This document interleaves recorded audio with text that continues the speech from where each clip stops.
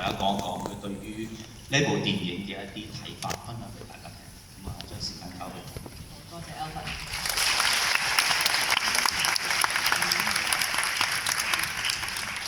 我好多謝香港電影節請我嚟。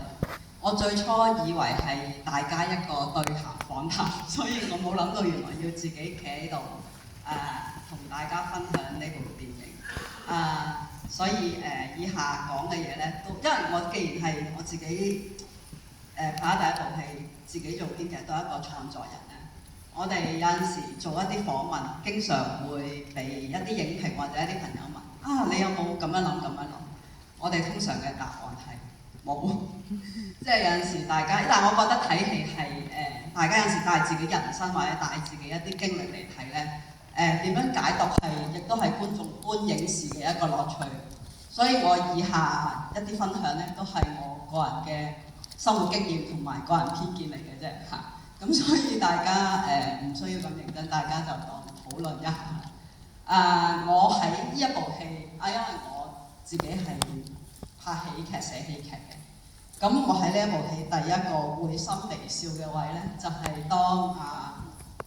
老教授嘅一個舊嘅女學生咧嚟揾佢，然之後佢嗰種緊張啦，嗰種抑壓自己有一啲感情嘅盪漾嘅時候咧，我係有會心微笑嘅。唔知大家有冇睇到呢一方面？我要有帽子，因為我完全唔知自己今日原來係要俾一個講，所以大家隨便打斷我，因為我相信我可能冇講得咁有組織。咁所以喺自己嘅生活裏邊，我當然都會遇到一啲同電影中主角差唔多年紀嘅男士啦。咁我開始理解佢哋各種突然間嘅情緒波動同埋糾結啦。原來喺佢哋內心有好多你要對抗嘅一啲思想同掙扎啦。除咗譬如人係好無奈嘅，食同色即係性呢件事或者感情呢件事，令到人嘅波動係你冇辦法抗拒嘅，即係生理上同心理上冇辦法抗拒。所以我開始見到第一下陸教授對自己對女學生嘅一啲有一啲盪漾嘅時候咧，我係覺得果然係有啲人係好無奈對呢樣嘢，你冇辦法抗拒到自己嘅思想。雖然我記得蔡瀾老先生講過，有人問佢你到呢個年紀，可能你身邊有啲朋友都離開，你家人離開，然之後人都會有啲孤獨，有啲寂寞。咁大家就問一個咁有智慧嘅老人家，你點樣去面對咧？跟住蔡瀾老先生就話：唔好諗，即係用我哋而家嘅傳譯就係唔好內耗自己，唔好諗咁多。其實可能都係嘅，但係其實最難嘅係唔好諗啊。可能最多只能夠唔好鑽牛角尖，但係我哋見到部戲嘅主角，我哋見到法國文學教授就似乎越諗越多，因為人喺孤獨嘅時候好難免會越諗越多。人譬如到年紀大咗，你會諗有好多要對抗嘅病痛嘅對抗啦。你每一日唔知大家有冇試過，即係最簡單試過病，你淨係喺度諗或者點樣對抗嗰種身體嘅唔舒服咧，可能已經耗費你好多精神。咁仲有譬如你一啲人對頭先我哋講對感情嘅糾結，都係好難避免啦。睇一睇我張貓先。如果其他大家有咩分享可以幫我，大家可以一齊討論。咁我哋喺裏邊其中我哋好另外譬如我哋講緊我哋香港人，我睇到其中一個又會心微笑嘅就係、原來保持優雅同尊嚴咧，真係需要好多錢嘅。即係大家唔知有冇計過，大家嘅退休生活。即係譬如我自己，就算我係一個中年嘅人，我都會一路睇嘅時候會諗我會唔會去到年紀大嘅時候，都會係咁樣面對一種好無奈。你嘅收入已經少啦，但係你嘅支出係恆常，有一啲支出，你能唔能夠仲保持自己一啲你嘅生活質素啊、你習慣？咁我覺得係一個每個睇都會，我唔知大家睇嘅時候有冇睇到諗到舊年嘅定再早啲時間嘅一部日本電影《Perfect Days》。即係我覺得呢一個 Perfect Days，因為佢係一個本身一個有錢人啊，即係後尾知道佢係一個有錢人，你就覺得佢洗廁所嗰種坦然咧，你係覺得係有一種你明佢點解可以接受？因為如果你真係一個窮人去洗廁所，你會覺得嗰件事係迫於無奈，而唔係一個選擇。咁當然我睇 Perfect Days 嘅時候，前邊你會覺得如果當然我唔嚮往洗廁所啦。希望可以繼續用自己創作寫作，好似呢個老教授咁，繼續維持自己嘅生活啦。但係 Perfect Days 嗰種好可能對一個好內向嘅人，好日常嘅一啲咁嘅生活啊，好自我滿足咧，係嚮往嘅。咁我哋頭先同阿 Alvin 喺度講，呢個前邊咧都可能係會令我哋諗到 Perfect Days， 但係後邊就好似唔係好 perfect 開始。你開始有人生有一啲恐懼嘅時候，你就唔好 perfect。譬如我哋成日會話，我哋以為習慣，唔知大家有冇聽過一句説話，叫自律即自由。即係話如果你自律能好好控制自己嘅生活嘅，譬如安排時間呢啲咧，咁其實你先擁有最大嘅自由。但係其實自律啊習慣，我哋以為自己好牢不可破嘅一啲事情，我哋覺得其實好脆弱嘅，即係可能有一個能夠令你心神盪漾嘅人，輕輕咁點你一下，佢就已經可以破壞你原本你覺得好習以為常嘅日常，令你多一個諗法，已經可以破壞你呢一個習慣啦。咁所以我會覺得習慣冇我哋諗得咁恆常，尤其是我明白對一個老人家或者對一個你好習慣嘅突然間改變咧，係會帶嚟一種恐懼。即係我哋人往往就係我相信我去到呢個年紀，或者去到好似一個老教授嘅年紀都會，你覺得每日嘅日常你可能有厭倦，但係你對未知，譬如你接唔接受一個誘惑，或者你開唔開始其他一啲事業啊關係嘅時候，你又有一種恐懼，然之後就停喺中間度唔知點算。即係好老土就係話活在當下，但係如果活在當下係咁容易咧，就唔會變成一套大家要學習，甚至乎覺得係做到真係叻嘅事啦。咁仲有咩咧？譬如我頭先講，譬如話食物同性嘅感情係人，其實你每日維持一啲生活，你可能覺得僅有保持有趣味嘅地方。譬如我哋會見到老教授每日嘅食物處理，可能我有陣時我咁樣睇好似喺個戲度，好似係佢僅有嘅能夠維持尊嚴嘅一啲儀式感啦。所以我唔知大家有冇睇到咁細，所以到最後去到佢最後一次朝頭早煮早餐去攪咖啡豆嘅時候咧，佢食個早餐應該係一個普通可能便利店買嘅麵包，就咁拆開個膠袋，隨意咁應付兩啖咧。我係覺得連最後嘅一啲儀式感俾自己都冇啦。其實我覺得我自己覺得好奢侈嘅，即係譬如而家你煮好一餐，然之後擺好喺張台度，好靚咁食。嗰陣時自己睇戲我都會話，即係雖然我都拍過呢啲情節啦。其實係咪淨係拍電影先會咁嘅咧？或者我今日要 po 一個 IG 嘅相 ，po 一個社交平台嘅相先會咁嘅咧？因為我本人係一個獨居嘅人啦，我自己煮嘢食一路煮一路食，即係一路喺個爐頭嘅煮嘅時候，就已經一路開始已經進行緊你嘅晚餐。因為我以前有一個中學嘅老師，佢係一個獨居嘅女子啦。嗰陣時，可能佢嗰陣時同我而家差唔多年紀，佢都話，我覺得係好有趣。佢嗰陣時話，嗰間樓係佢新買嘅，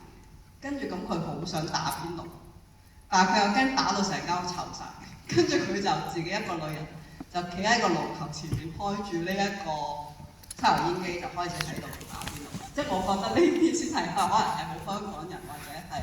你仲喺成年嘅時候，你會咁樣嘅一啲生活。因為你好好地擺喺度，然之後可以喺度慢慢食，係一種你有時間上你可以花費嘅事嚟，可能對香港人都市人都未必有呢件事。係咪有鬧鐘聲好，大家會唔會有啲咩問題？大家可以討論下。因為我冇諗過好認真要俾一個 speech 大家要聽我講，因為坦白講我係一個新導演啦，一個咁拍咁好電影嘅導演嘅戲，我真係唔敢有咩評論，只係分享下一啲自己睇完部戲嘅一啲睇法、小睇法嚟嘅啫，係啊，可以亂噏嘢，因為我點解要貓屎咧？我都驚自己亂噏嘢，驚要失禮，所以大家可以隨意。大家知唔知呢部戲原來係改編一個文學嘅日本嘅，即係一個文學嘅作品？我自己係好有興趣睇文學，同埋最後變成影像係中間導演處理咗啲咩？因為係好難嘅，尤其是啲咁意識流、咁想法嘅嘢好難。即係譬如我哋永遠會話村上春樹嘅小説嘅故事係好難拍嘅，因為你齋喺度，因為我唔知大家睇村上春樹有冇發現一句好有趣嘅説話，係村上春樹成日用，就係佢成日都會話唔知點解我就點。呢啲唔知點解去影像化咧，其實係喺拍戲變成影像嘅時候係有一定嘅困難，所以我哋之前會覺得村上春樹嘅戲係難拍，亦都係一個咁嘅原因。譬如我哋見到之前嘅《Drive My Car》係，我覺得係厲害嘅，因為如果大家睇過嗰本書咧，其實個書名即係個電影名只係部書裏邊其中一個短篇故事，但係最後巴羅介導演佢係用晒成本小説嚟去豐富成個故事嘅，同埋佢加咗自己一啲處理落去啦。咁可惜呢一部新之迪佢原本嘅原著嘅小説咧，就應該係好耐以前，所以佢係冇中文文本翻譯過出嚟嘅。咁希望第日睇下會唔會有機會可以睇到呢一個。嗰個作家係桐井康最出名嘅一部被改編嘅就係《穿越時空的少女》咁啦，咁係一個好科幻小説嘅大師咁樣。咁可能呢部作品其實出翻嚟之後會有機會大家睇到可能有個中譯版，因為其實呢部電影都走咗好多地方，攞到好多大獎，尤其是東京電影節咁就攞咗幾個大獎咁樣。係，就係咁咯。我大概講就係我最近對年老，即係你一定會諗嘅。其實你人到我而家到中年，然之後會開始睇呢啲咁嘅關於生死關於年紀老去，你都會諗第日自己年老嘅面對衰老呢件事係點睇？即係當然我最近面對衰老嘅問題就係霎然間開始有老化，即係你係一個蔓延嘅提醒啦。我唔知大家有冇睇呢一個貓字，我驚講錯，叫隔壁的房間，即係 The Room Next Door。The Room Next Door。即係佢兩部同樣都係講個主角你開始要面對一啲死亡，個死亡逼近你啦。但係我自己覺得哇好有趣，我覺得原來歐美人士歐洲人艾末道華係一個西班牙嘅導演啦，外國人啦，同日本人我哋比較近理解佢個民族比較壓抑咧，原來對死亡嘅處理係面對死亡嗰種恐懼嗰種處理係好唔同。譬如呢一部導演睇佢一啲訪問就係佢故意用黑白嘅，佢有一種黑制喺入邊。但係你會見到艾末道華當然係佢本人嘅風格，就係顏色好濃烈啦。咁同埋對性愛嗰種坦然即係嗰兩個女人討論自己過往自己嘅情史感情史，同呢個年紀大嘅法國文學教授，佢面對一啲感情、面對一啲情慾嘅時候嗰種壓抑啦。但係我係一路睇嘅時候，我覺得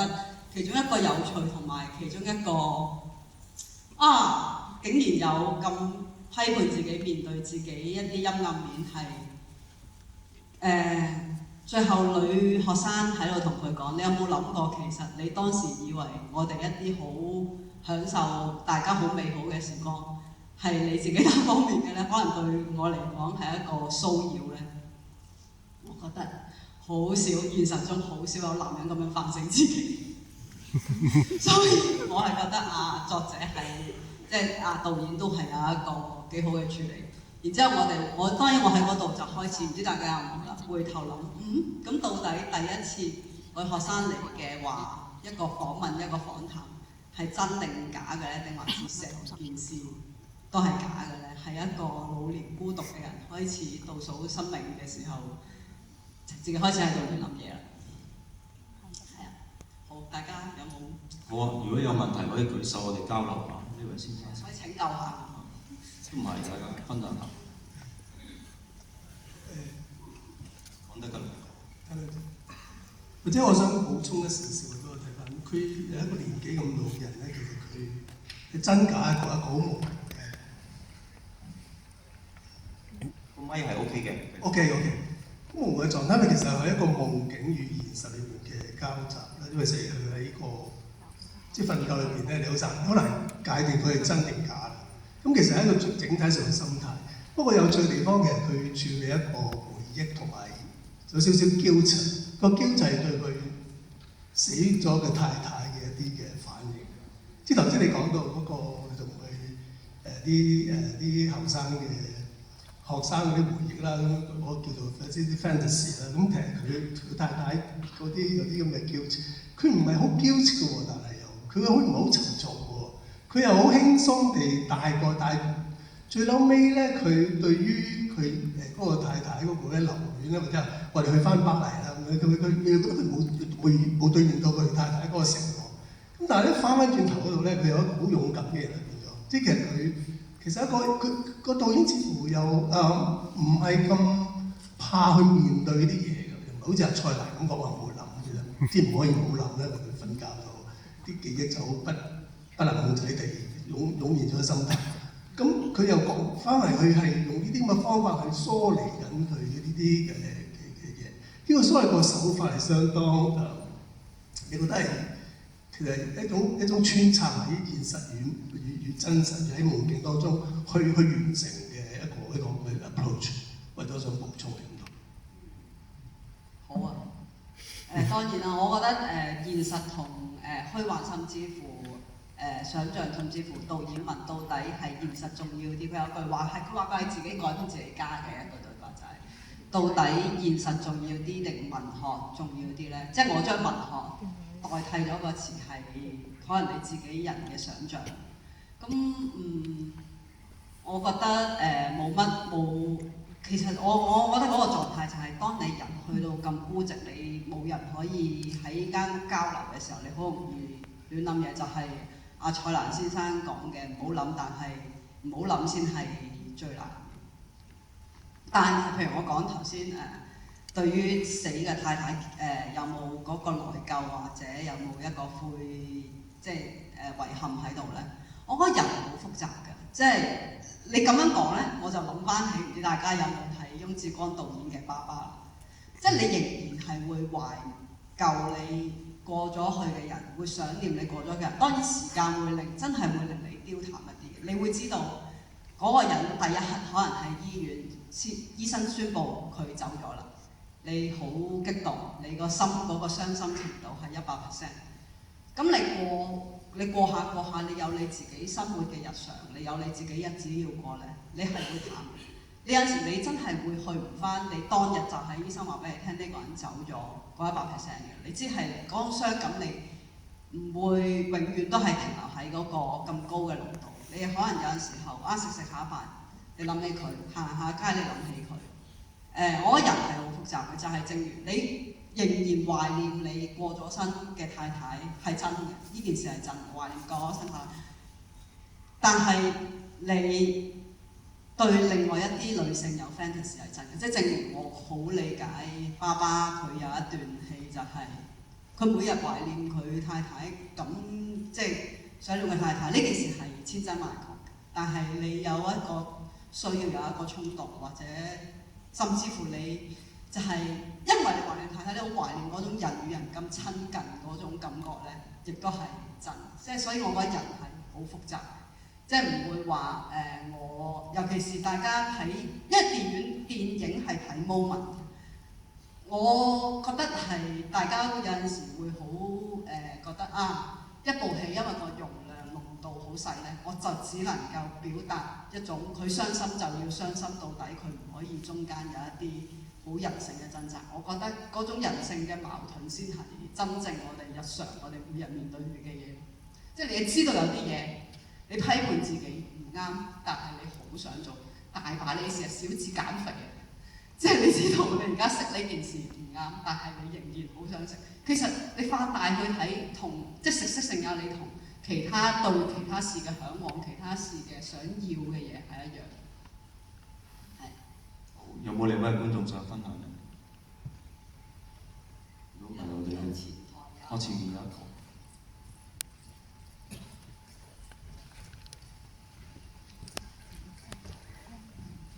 想問下你點睇有關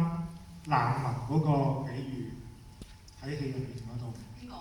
講敵人嗰度，敵人或者難民南下嗰個比喻，你哋有咩睇法咧？我點睇？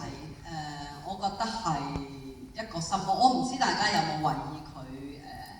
之前喺收到話敵人要來襲之前嘅一啲嗰啲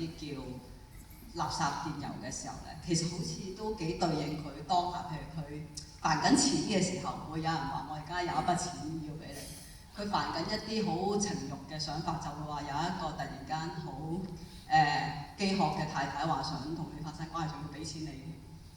跟住我覺得佢身之即係佢敵人嗰啲係一種自己嘅心魔。我覺得自己嘅心魔，如果你話面對唔好呢件事，面對寂寞呢件事係一種好抽象嘅敵人嚟嘅。即係譬如你擔心病痛要對抗病痛，對抗呢件事已經係一個好敵對嘅關係啦。你抗唔抗拒一啲誘惑好敵對嘅關係啦？咁當然我有做少少資料搜集，就係話，